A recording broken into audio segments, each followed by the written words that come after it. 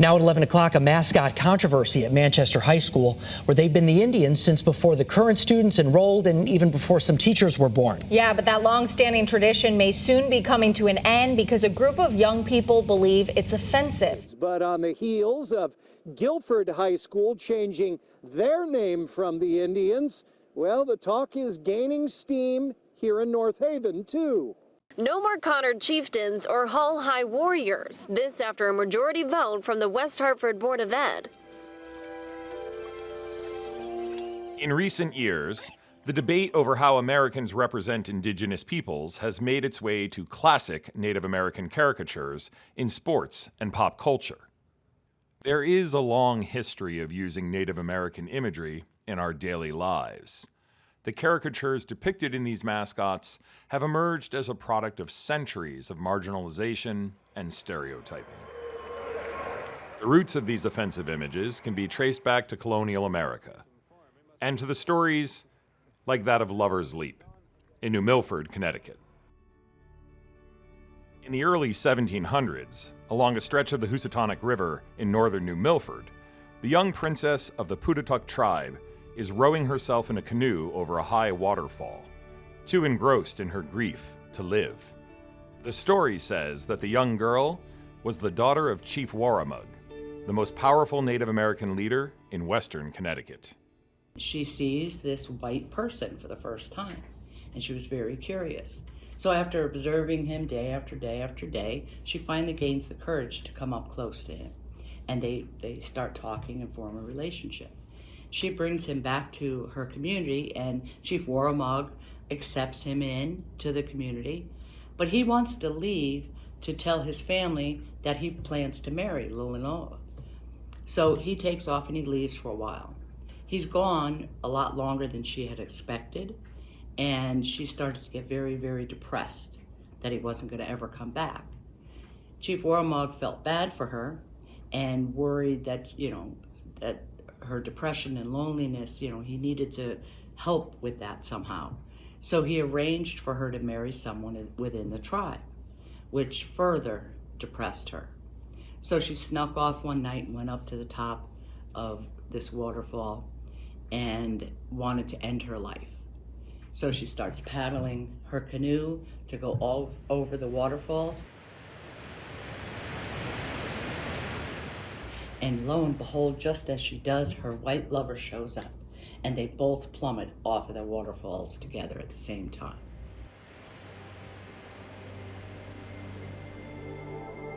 This is the story of Lilinola, the daughter of Chief Waramaug, whose life ended in tragedy. The story is well known in western Connecticut. It is also completely false.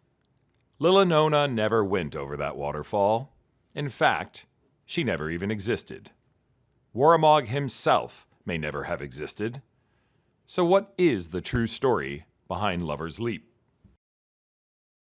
So this story of their love being rejected and her killing herself over it doesn't make sense within that historical context. I mean, they could just say, oh, well, he's a leader, therefore, wouldn't it be romantic if he had a daughter? And then they just, tell that story. So I don't think that there's really anyone that this Lilinola story is even based off of. Chief Waramaug never had a daughter, let alone a daughter named Lilinola. If you go to that location, you visually look at the waterfalls that she supposedly leapt off of. They're 6 feet high. You couldn't kill yourself if you wanted to. It's a fabricated story that so many people are really attached to. It's hard to convince them that it's not true. The parallels between the Lover's Leap story and traditional European folktales are undeniable. The Lover's Leap story follows the same structure and themes as European tales such as Romeo and Juliet. But how could these seemingly disparate cultures share a near-identical myth? That whole Lover's Leap story, it's very similar to Romeo and Juliet, right? It's very similar to West Side Story and so many other fantasy stories such as that. There are hundreds of Lover's Leap stories all across the United States. There's 50 Lover's Leap stories along the Mississippi River alone. Many are familiar with the story of John Smith and Pocahontas and the popular Disney adaptation. Many of these stories center on tragic Native woman who dies for love. And we see that in the example of Pocahontas, right? Where whose real name is Matoka. And John Smith, wants to portray Native women as self-sacrificing and emotionally pure, and they want to frame Native women as like these mediators between cultures. There are many, many stories of this type of, a beautiful Indian maiden falling in love with a white guy and killing herself over it. The story surrounding Chief Waramaug is simply representative of hundreds of similar stories across the United States. These tales were created to serve the purposes of white colonizers, portraying negative connotations of Native Americans, while giving the impression that colonization was a simple, painless assimilation. In reality, it was violent and bloody, with entire cultures exterminated. So this is a common trope, a common theme, a common story that we see all across the country. It's not unique to Connecticut, and it comes from the stereotypes, right? And that desire to romanticize Indigenous people. There's all these other stories that are the same sort of story all over the US.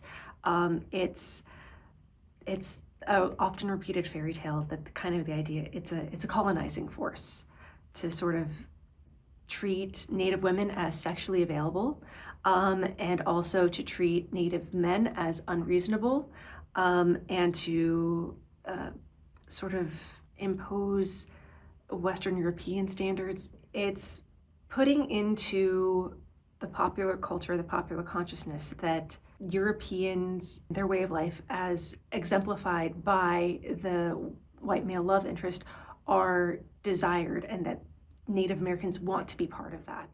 There's real stories of real Scattercokes who have done really cool things that are often, and that can be seen all across Native studies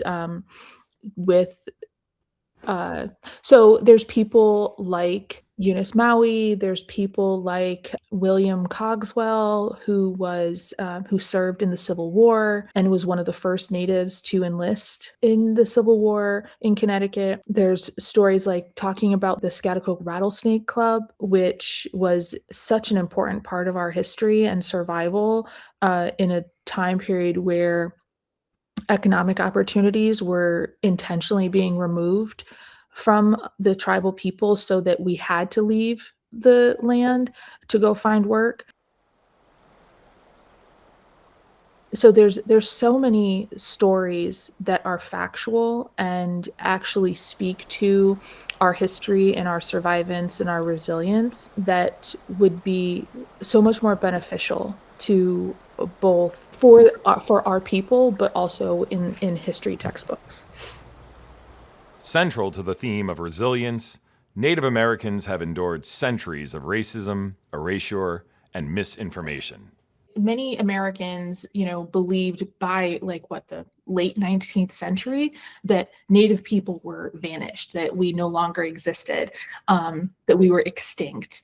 And that belief wasn't true, but it produced like a cultural nostalgia where, settlers mourned the disappearance of the very cultures of their, that their societies helped destroy. They called this phenomenon imperialist nostalgia. So there's that purpose, right? It replaces real Indigenous histories with these invented ones. It reinforces the idea that Native people belong to the past, and it obscures the presence of living Native communities. But broadening accurate representation of Indigenous culture has been a slow process. The ultimate goal of these stories has been to streamline the complete erasure by assimilation of Native American people.